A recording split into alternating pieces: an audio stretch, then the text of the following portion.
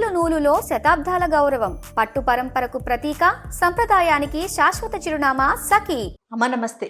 నమస్తే అమ్మ జయలక్ష్మి. భార్యాభర్తల మధ్య రహస్యాలు ఉండాలా ఉండకూడదా? ఎలాంటి రహస్యాలు ఉండాలి, ఎలాంటి ఉండకూడదు? ముందుగా మనం ఆడపిల్ల వైపు నుంచి వద్దాం. అమ్మా, ఆడపిల్ల అత్తవారింటికి వెళ్ళిన తర్వాత సాధారణంగా తన వ్యక్తిగతమైన విషయాల్లో ఏవి రహస్యాలు ఉంచకూడదు. ఎందుకంటే వాళ్ళ కాకపోతే రేపైనా తెలుస్తాయి కదా. అవన్నీ అటువంటి విషయాల్లో ఎటువంటి దాపరికాలు ఉండడానికి వీల్లేదు. ఈ మధ్యకాలంలో మేము గమనించింది ఏమిటంటే వాళ్ళ చదువుకు సంబంధించిన సర్టిఫికేట్ల దగ్గర నుంచి పెళ్లికి ముందు అబద్ధాలు ఆడినవి. మేము ఎంబీఏ చదివామని చెప్పిన వాళ్ళు, మేము డిగ్రీ పాస్ అయ్యామని చెప్పిన వాళ్ళు సాధారణంగా పెళ్లి చూపుల్లోనూ పెళ్లిళ్ళు కుదిర్చేటప్పుడు ఇవన్నీ అడగరు కదా. చూపించమని అడగరు. ఏం చదువుకుంది అమ్మాయి అంటే అడుగుతారు, డిగ్రీ అయ్యింది అని చెప్తారు. ఇలాంటి చోట్ల తల్లిదండ్రులు ఏదో తొందరగా పెళ్లి చేయాలి అని తాపత్రయపడి చేసేస్తే ఏదో ఒక సందర్భంలో అతి త్వరలో అతను కనుక్కుని చెప్పే లోపల ఈ అమ్మాయి సందర్భం చూసుకుని చెప్పడం వల్ల తప్పేం లేదు. మీరు ఇట్లా అనుకున్నారా అని తెలివిగా మాట్లాడాలి. ఇలాంటి విషయాల్లో ఆడపిల్ల కొన్ని విషయాల్లో తెలివిగా మాట్లాడేటప్పుడు ఇక్కడ కూడా మాట్లాడాలి కదా. అంతే, కొన్నిట్లో బాగా మాట్లాడతారు. అది ఇక్కడ వర్తింపజేసి అది చదివామని చెప్పారు కానివ్వండి, నేను డిగ్రీ వచ్చిందని చెప్పలేదు కదా, జాయిన్ అయ్యాను, పూర్తి చేయలేదు, మీకు అట్లా అర్థమైందా, నేను జాయిన్ అయ్యాననే వాళ్ళు చెప్పారు, డిగ్రీ సర్టిఫికేట్ వచ్చిందని చెప్పలేదు కదా, ఏదో పొరపాటు జరిగింది, ఇట్లా ఇలాంటివి ఎప్పటికన్నా బయటపడేవి, కాగితం మీద ఉండేవి. ఇవి చాలా త్వరలో, వీలైనంత త్వరలో అవతల వ్యక్తికి తెలిసే లోపల తెలియచెప్పాల్సిన అవసరం ఉంది. అంతేగాని తనకి కానీ తన పుట్టింటికి కానీ చెడ్డ పేరు వచ్చేటటువంటివన్నీ బయట పెట్టుకోవాల్సిన అవసరం లేదు. అతి చాదస్తానికి పోయి కొంతమంది మేము చాలా ట్రాన్స్పరెంట్ అని చెప్పి ఈ ట్రాన్స్పరెన్సీలో అక్కర్లేనివి చెప్తారు. అవి తర్వాత ఎంత ఇబ్బందిని కలిగిస్తాయో మనం అర్థం చేసుకోవాల్సి ఉంటుంది. తన పుట్టింటికి సంబంధించిన కొన్ని విషయాల్ని చెప్పకపోవటమే మంచిదంటారా? మంచిదమ్మా. అంటే ఎందుకంటే ఉదాహరణకి ప్రతి కుటుంబంలోనూ ఏదో ఒక చిన్న లోపం ఉండకుండా ఉండదమ్మా, ఏదో ఒకటి ఉంటుంది. ఇది అంటే అందరూ మనకి ఇలా ఐడియల్గా పర్ఫెక్ట్గా మనకి ఇట్లా టైలర్ మేడ్ లాగా ఏ ఫ్యామిలీ ఉండదు. అంతే కదమ్మా, ఏదో ఒకటి ఉంటుంది. ఏదో మా నాన్నగారికి కోపం ఎక్కువ, మా అమ్మ విసుగు ఎక్కువ, అప్పుడప్పుడు మా అమ్మ విసుక్కుంటే మా నాన్నగారు మౌనం పాటిస్తారు. ఇట్లాంటి మాటలు ఎప్పుడైనా చెప్పింది అనుకో అమ్మాయి, ఈ అమ్మాయికి ఎప్పుడైనా విసుకొస్తే నీకు మీ అమ్మ పోలికే వచ్చింది అనేస్తారు. మనకి ఎంత కోపం వచ్చేస్తుందో. ఎంత కోపం. నేనేదో మా అమ్మని గురించి అంత గౌరవంగానే ఉంది కానీ ఏదో ఒక సందర్భంలో చెప్పానే అనుకో, అంత మాత్రాన అనేయాలా? పైగా ఇంకోటి, నాకు కూడా విసుగు ఎక్కువ అనేటటువంటి అభిప్రాయం వాళ్ళకి కలిగిపోతుంది తల్లి వల్ల. చూడండి, అట్లా ఇట్లాంటివి చెప్పకూడదు. సాధారణంగా ఇది ఒక ఉదాహరణ, చాలా క్యాజువల్గా చెప్పేస్తారు ఇవన్నీ. తర్వాత అన్నదమ్ములు, అక్క చెల్లెళ్ళు, వాళ్ళ స్వభావాలు, వాళ్లకు ఉండేటటువంటి లోటుపాట్లు, ప్రతి మనిషిలోనూ మంచి ఎంత ఉంటుందో చెడు కూడా ఉంటుందమ్మా, లేకుండా లేదు. ఎవ్రీ హ్యూమన్ బీయింగ్ ఇంక్లూడింగ్ మీ. అంటే మీ అంటే ఎవరు మాట్లాడుతుంటే వాళ్ళకి ప్రతి వాళ్ళల్లోనూ ఏ ఒక డ్రాబ్యాక్స్ ఉంటాయి. నాకు లేవా? ఉన్నాయి, ప్రతి వాళ్ళకి ఉంటాయి. ఆ ఉన్నటువంటివి నేను నా అక్క చెల్లెళ్ళలోనూ, అన్నదమ్ముల్లోనూ, మేనమామలు, పిన్నులు, బాబాయిలు, అమ్మ, నాన్న, తాత, నాయనమ్మ వీళ్ళన్నా ఉన్నారు కదా, వీళ్ళవన్నీ నేను బయట పెడితే రేపొద్దున ఈ అమ్మాయిలో ఏ ఒక్క చిన్న లోపం ఉన్నా వాళ్ళ నుంచి వచ్చాయని కనెక్షన్ పెడతారు. అంటే వాళ్ళని మనం తిట్టించినట్టు అయ్యామా లేదా? నిజానికి ఈ స్వభావం ఇక్కడికి వచ్చిన తర్వాత వీళ్ళ వల్ల వచ్చి ఉండొచ్చు, కానీ కనెక్షన్ ఎక్కడికి ఎడుతోంది? అక్కడికి ఎడుతోంది. తర్వాత ఆ ఇంట్లో పెత్తనం చేసేటటువంటి అవకాశం కూడా వస్తుంది వీళ్ళకి. అన్నదమ్ములు దెబ్బలాడుకుంటున్నారని చెప్పింది అనుకో అమ్మాయి, వీలైనప్పుడల్లా వాళ్ళిద్దరి మధ్య మేము సయోధ్య కుదురుస్తామని వెళ్ళి తలదూర్చి అప్పటి వరకు ఇంత ఉన్న అభిప్రాయ భేదం అంత అవుతుంది. గోటితో పోయేదని గొడ్డల దాకా ఏ అభిప్రాయ భేదాలు ఎవరికి ఉండవు? అప్పుడప్పుడు నాకే ఉంటాయి. నా ఒక్కదానికే పొద్దునున్న అభిప్రాయానికి మధ్యాహ్నం అభిప్రాయానికి తేడా ఉంటుంది. అయ్యో పొద్దున ఇట్లా అనుకున్నాను, ఇది బాగాలేదు, ఇప్పుడు ఇట్లా మళ్ళీ రాత్రికి వచ్చేప్పుడు అసలు ఆ పొద్దున మధ్యాహ్నం అనుకున్న ఆలోచనలు నాకు సరైనవి కాదు. I'm a pool to think like that అనుకుంటా. ఇదే ఇంకోళ్ళ గురించి అయితే my brother is a fool to think like that అని చెప్పాను అనుకో మా హస్బెండ్కి, ఏమవుతుంది? అతని మీద, ఆ బ్రదర్ మీద ఉన్న రెస్పెక్ట్ మొత్తం పోతుంది. పోతుంది కదా. పైగా ఇవన్నీ ఎట్లా ఉంటాయంటే నెగిటివ్ పాయింట్స్ రిజిస్టర్ అయినట్టు వాళ్ళల్లో ఉన్న పాజిటివ్ పాయింట్స్ రిజిస్టర్ అవ్వవు. ఇన్ని చెప్పినా కానీ మనిషి మనస్తత్వం అమ్మ, చెడుకు ఆకర్షణ ఎక్కువ, అలా తళతళ మెరుస్తూ ఉంటుంది ఆ రంగులు. అవును. మంచేమో సాఫ్ట్గా సోబర్గా సౌమ్యంగా ఉంటుంది. అందువల్ల ఇది ఆకర్షించదు. శాశ్వతంగా ఉండేది ఇదే, కానీ ఆకర్షణ మాత్రం దానికి. అందువల్ల ఈ ఆకర్షణ కారణంగా ఆ చెడు లక్షణాలు మనస్సులో పడిపోయి ఇవన్నీ వాళ్ళ మనస్సులో ఉండిపోయి అత్తగారు అంటేనే అత్తగారిల్లు, అత్తగారంటే మదర్ ఇల్లు అని కదా, అక్కడ అత్తవారిల్లు అనగానే అక్కడ ఉండేటటువంటి వ్యక్తుల మీద ఒక చిన్న చూపు, చిన్న చూపు, దురభిప్రాయం ఉంటుంది.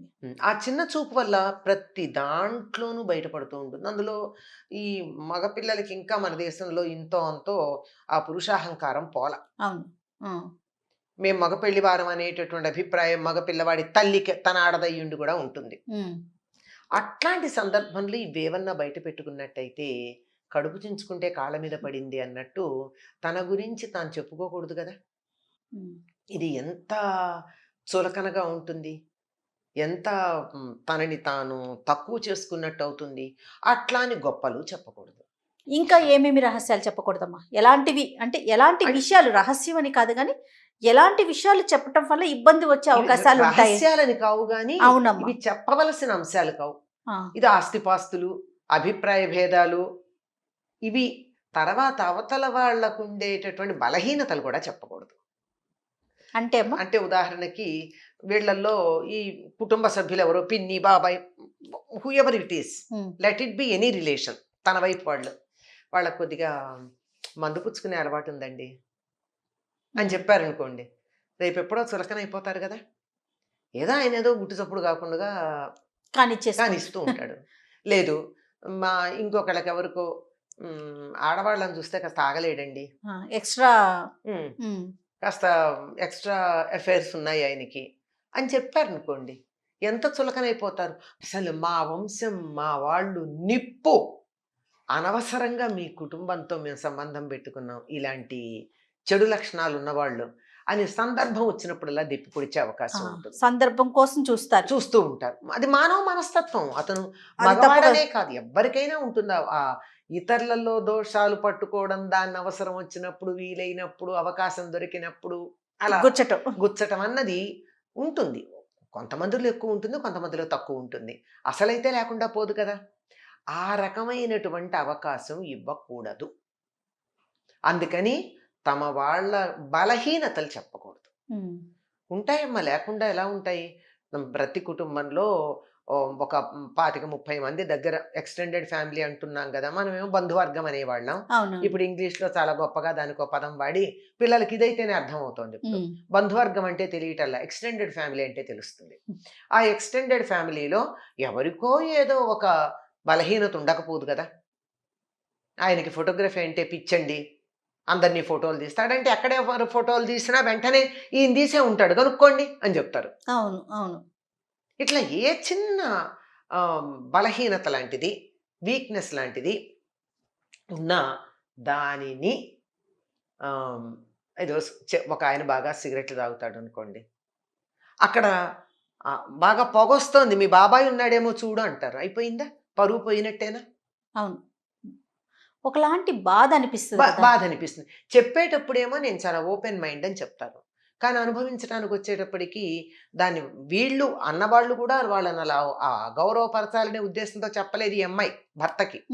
అయితే తన వాళ్ళందరి గురించి చాలా బాగా పరిచయం చేస్తున్నారు, ఓపెన్ మైండ్ అనేసుకుంటున్నారు. ఓపెన్ మైండ్ అంటే అది కాదు. ఓపెన్ మైండ్ అంటే లోపల ఉన్నదంతా కక్కడం కాదు. ఓపెన్ మైండ్ అంటే ఏది చెప్పినా స్వీకరించగలిగే స్థితిని ఓపెన్ మైండ్ అంటారు. అంతేగాని ఓపెన్ మైండ్ అని ఉన్నవన్నీ చెప్పేసుకుంటే ఏమవుతుంది? అట్లా కాదు కదా. సంసారం గుట్టు, ఎంత గుట్టుగా ఉంటే అంత బాగుంటుంది. అంతేగాని ఇలా పెడితే ఏముందండి, ఏమీ లేదు. అట్లా అని దాచిపెట్టేసేమని చెప్పట్లా, ఆ, దాచిపెట్టమంటల్లా, అనవసరంగా చెప్పక్కర్లేదు. ఖచ్చితంగా తెలుస్తాయి అనే అంశాలుంటే డెఫినెట్ గా ఇప్పుడు చెప్పాలి. ఆయన స్మోకర్ అని అనుకోండి, ఎక్కడన్నా ఆ. తెలుస్తుంది. ఏంటి మీ బాబాయ్ సిగరెట్ తాగుతాడా? తాగుతాడు అనుకుంటా, తాగుతాడు, అప్పుడప్పుడు తాగుతాడు అన్నారు అనుకోండి, లైట్ గా. లైట్ గా అయిపోయింది. ఆ, అంతేగాని చైన్ స్మోకర్ అండి అని ముందరే చెప్పేస్తే రేపు ఎప్పుడో నాకు ఇబ్బంది కలుగుతుంది అన్న పాయింట్ ఆఫ్ వ్యూలో ఎంత ఇబ్బంది కలుగుతుంది. అవును. ఇంకా- అందుకని ఉమ్, అది చెప్పకూడదని కాదు, మళ్ళీ వీళ్ళిద్దరికి వ్యక్తిగతమైన విషయాలు ఏదన్నా ఉన్నట్టయితే అది దాచి చెప్పకూడదు, అది దాచిపెట్టకూడదు. అంటే అమ్మా. ఇప్పుడు ఈ ఈ అమ్మాయికి ఎప్పుడన్నా ఒక పెళ్లి కుదిరి ఆ, ఆ. ముహూర్తం దాకా వచ్చి ఆగిపోయింది, ఎస్, అలాంటివి చెప్పాలి. అలాంటివి చెప్పాలి.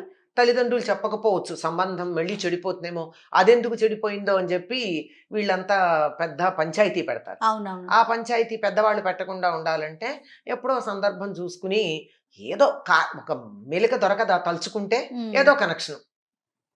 మనకి మిథునం సినిమాలో ద్రాక్షారం సంబంధం అంటూ ఉంటుంది, అవును.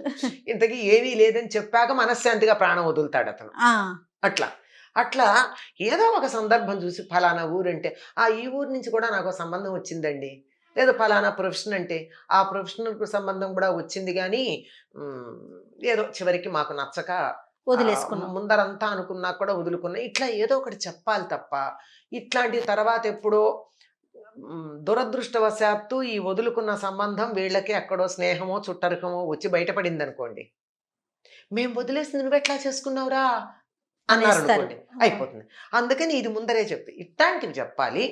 అంతేగాని ప్రతి చిన్నది చెప్పాలి అంటే అది చాలా ఇబ్బంది అవుతుంది. ఆ దాచిపెట్టకూడదు, అట్లా అని మరీ విరచిమ్మకూడదు. ఉమ్. సందర్భానుసారం. సందర్భానుసారంగా ఏది విచక్షణ జ్ఞానం కొద్దిగా ఉపయోగించుకోవాలి. ముఖ్యంగా పుట్టింటి వాళ్ళ గురించి వాళ్ళల్లో ఉన్న లోటుపాట్లు పొరపాటును కూడా చెప్పకూడదు. ఉండకుండా ఉండవు, కానీ చెప్పకూడదు. నమస్తే అమ్మా. నమస్తే అమ్మా.